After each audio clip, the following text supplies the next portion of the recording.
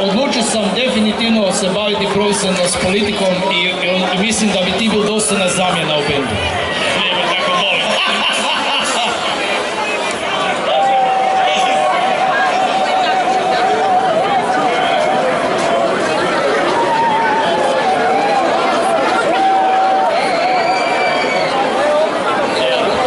Reci mi samo koliko si imao godina kad si napisao ovu pjesmu? Ovu pjesmu je Krumpa počeo pisati, a izgleda da su mu ove ovoliko godišnjakinje išle po pameti. Ok, ja ću onda promijeniti, samo ću... Imao je preveć godina, već onda.